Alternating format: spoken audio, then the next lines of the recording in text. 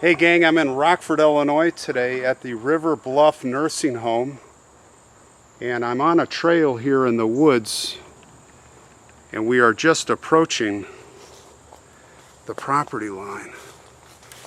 And it is a place where there were a lot of abandoned graves going back all the way to the 1800s.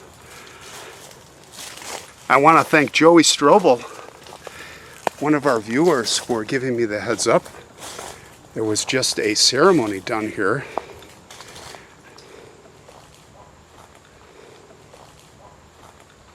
Here you see the fence line.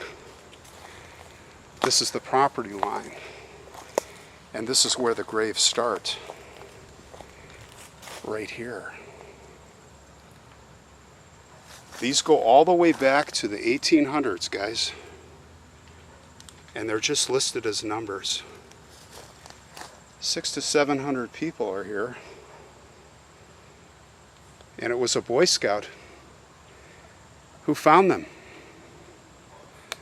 Let's have a look.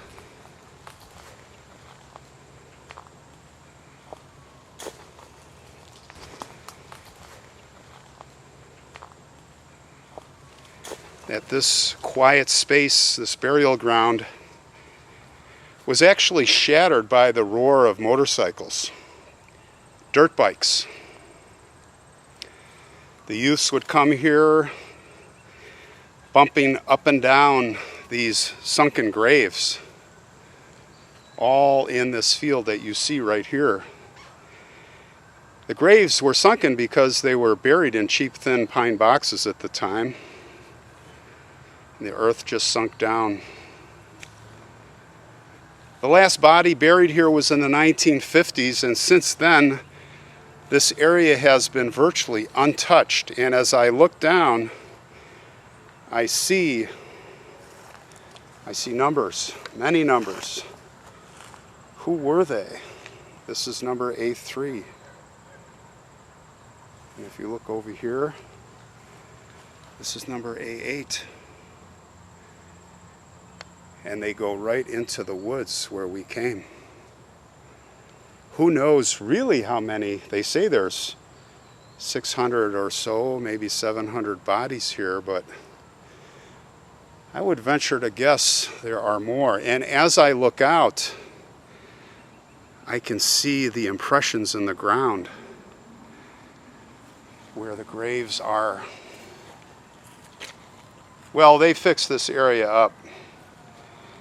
Because before, it was virtually unknown, but there was a boy, a 13-year-old boy named Michael Spring, and he was a Boy Scout, and he said, you know what, he discovered this place, and he just like I'm standing here, he wondered who these people were, who was B11. So we started cleaning up the gravestones,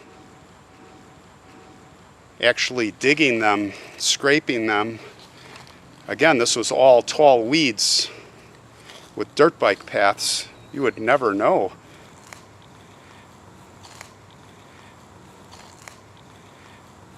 The rows keep going back here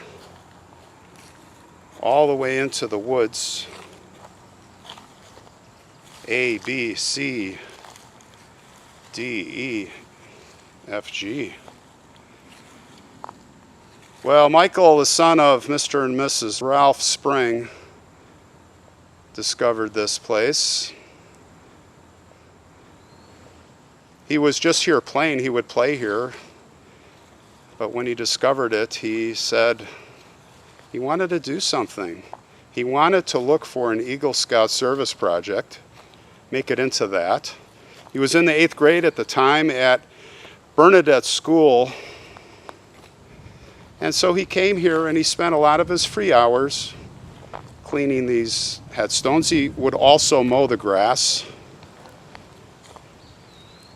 burning brush. He's a leader, and people followed. He even repositioned some of the stones. He repaired some of the broken ones with plastic cement. Dad helped. And he said, you know what, I'll maintain this place until proper caretakers can be found. So a little bit of history on this place. The first headstone here was placed March 11th, 1884, according to the records of this nursing home. First burial was a guy named Bernard Barn, who was admitted to the home on March 6th. Right before that.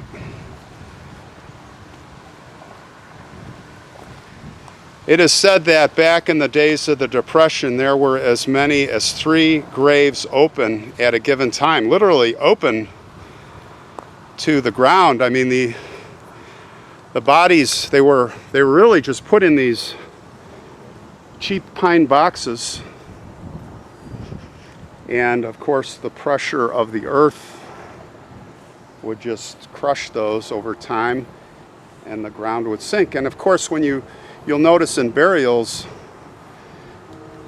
it's called the compression of the soil. It takes weeks, months, years for the ground to totally compact. So you can imagine they really went down and were left like holes. And again, 3 graves open at a time during the Depression, just open to the elements. They probably didn't have the labor to fulfill the burial. It's a rough time. Here is a memorial. They just dedicated this a few days ago. There was a big ceremony here, and you can read. It says, in memoriam, more than 600 men, women, and children were interred in this ground from the year 1884 through 1954. To the memory of those known and unknown who lie buried here, this memorial is reverently dedicated by the Winnebago County Board, 1973.